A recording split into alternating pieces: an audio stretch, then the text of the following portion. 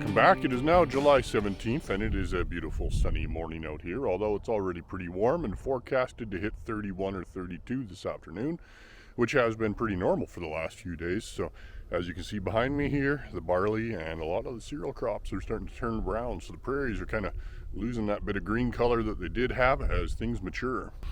You can see that the dryland barley this week is really browning up in a hurry as it moves into dough stage. So these heads are pretty much as filled as they are going to get, and they're starting to lose their milkiness. There is still the odd green milky head here and there, but they're transitioning into the dough stage.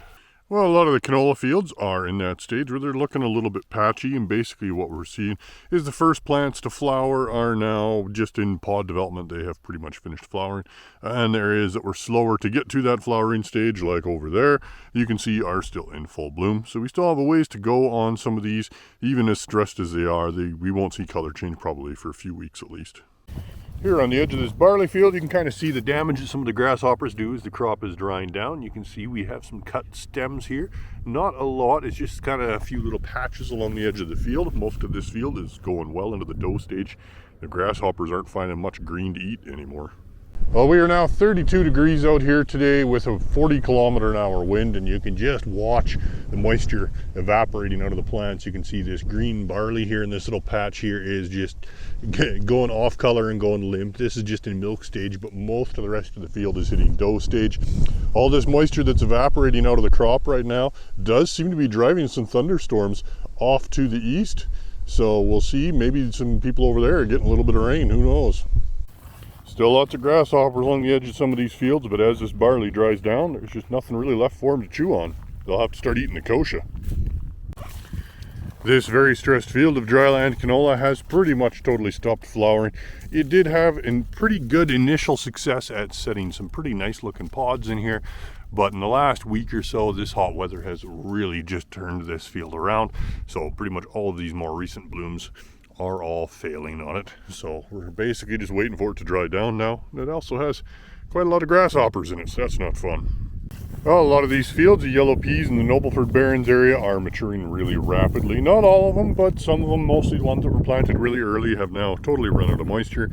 So we are in staging now to get some of the pre-harvest done on this. You can do that in two different ways. You can use heat and glyphosate, or you can use a product like Reglone Ion for a more rapid burn down. If you're after more weed control, then you should probably try glyphosate and heat.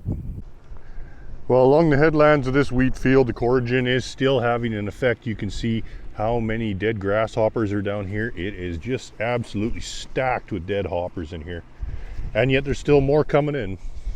Up here by Carmen Gay, this late emerged canola is doing not too terribly bad. It is, for the most part, starting to bolt and flower. And as you can see, we have an excellent stand for dryland canola. But it better hurry up because, winter will be here eventually. Canary seed is coming along, starting to mature. Some of these heads are just starting to show some signs of ripening. Well, so far this year, we've had plagues of grasshoppers, hail, heat, smoke. Is it time for a plague of frogs now? Maybe. Stay tuned. Well, this field of canola is looking great. This is, of course, an irrigated field to be looking this good. And this is CP21T3P from Winfield United. Looking really good. We got really good pod set. Overall, even with that hot weather in the irrigation here, we're able to kind of compensate for that, keep the field a little bit cooler, and very, very minimal flower blasting. You can see we just got one we lost right there. This is getting to be a pretty tall crop, and down below things are still looking pretty good. You can see we got lots of petals falling down in the canopy here. There's the odd leaf here and there with a little bit of blackleg spotting on it, which is fairly normal to see, but I haven't seen any signs of sclerotinia developing in here yet. Well, if you remember back in June, that catastrophic hailstorm that we had that dropped like 4 inches of hail in that cornfield, this is that cornfield. So you can see that we still don't have a whole lot of corn. This field was so badly hit that the farmer did decide to come in and seed sorghum. So you can see we do have some corn that has grown back in these spots, but a lot of it got worked under. And you can see we now have a pretty nice stand of sorghum going on in here. Now this sorghum was seeded a few weeks later than normally you would do so with sorghum. So it is going to be a bit of a late crop, but it's actually looking not too bad right now. Well, I haven't shown my tomatoes very much since this spring when I was doing H-start germination trials, and they're looking pretty damn good, I gotta say. I did incorporate more humiterra into the soil here. This is just field soil. This is the middle of a construction zone here at the moment. And these tomatoes are just doing absolutely fantastic. As you can see, they have pretty much almost wiped out. There is 2 rows of corn here. The tomatoes have kind of overgrown 1 row of corn, so they are competing very well with corn, apparently. They're doing fantastic. Hard to see down there hidden in the canopy, but there are some very nice big beefsteak tomatoes are growing in there. Here's a really good example of how much of a pain downy brome can be. In this barley field that got hailed out, we initially had pretty good downy brome control, though a little bit is growing back now. You can see this plant is only about 3 inches tall and already has a seed head on it. So very, very persistent. You can see we've got a patch of ones here, a little bit bigger. You know, these guys are, probably 5-6 inches tall, but also already in seed production. Well, my canola that got hailed out by Fort McLeod back in June is now in full bloom and is looking absolutely spectacular. It is an absolutely beautiful field of CP21T3P, and it's really been setting pods really good over the last, I'd say, 10 days or so here. We got lots of tiny little pods just starting to form, so it is behind the area average as far as staging goes by maybe a week or 2, but it's still looking very good. Well, dryland canola down by McGrath is definitely looking different this week. There is pretty much no flowers at all left in these fields. We are well into pod development. There's no color change yet, but with these weather conditions, it'll happen sooner than you think. As far as insects go, we are seeing an increase in the number of nymphaligus. However, most of them are still fairly small and don't really count towards threshold yet, but we'll keep an eye on them. This is the most vulnerable stage of the canola for feeding by ligus as well as diamondback. But right now, no problems yet.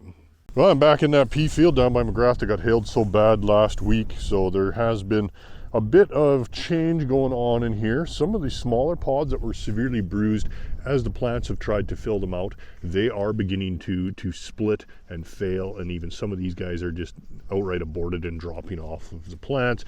A lot of the more mature pods are damaged and split. Some of them are starting to mold inside. So it's not a great situation. We're going to leave some acres to harvest with the combine, but the worst hit areas like this over here are basically have now been swathed. We're currently baling them as green feed and just trying to recover what we can out of the field. We need feed anyways. Well, these lentils have bounced back decently well from the pounding that they got from the heavy rain and hail. There is some damaged pods and stuff in here. We are still flowering and mostly just in pod development. So overall, things are still looking not too terribly bad in here. We did hit this with some fungicide. We hit it with an application of Proline last week just to minimize any disease from that hail bruising. Well, overall, it's been a pretty quiet week. I think half my customers are on vacation. My phone has hardly rung at all this week, which has actually been kind of nice. As you can see behind me, some of the canola is still flowering here and there. This is a fairly late seeded field, but for the most part, our pulse crops are getting really close to pre-harvest timing. So check out the video up here. This was done a couple of years ago now, but it's still very, very valid with the help of the Syngenta crew. And I think they made an excellent video, and I always refer to that one every year for any customers who have any questions about pre-harvest timing. Other than that, I only got a couple pictures from customers this week, so let's take a look at our customer questions of the week. This picture here is of some leaf lesions on canola, and when you zoom in all the way, you can just barely make out the pycnidia, which is the tiny pepper-like spots inside these lesions, and that is where the disease spreads from. This weed with the blue flowers is common chicory. It's very common in BC and in some areas of the foothills and mountains. Completely harmless and pretty easy to control with most group 4 chemistries. This one here is a pupa of some type in a timothy field, and more than likely this is probably a type of armyworm. Google tells me that it's probably a yellow striped armyworm. Could potentially also be a cutworm. Pretty hard to tell when it's all wrapped up and pupated. And that'll be it for this week. Thanks for watching, and we'll catch you next time.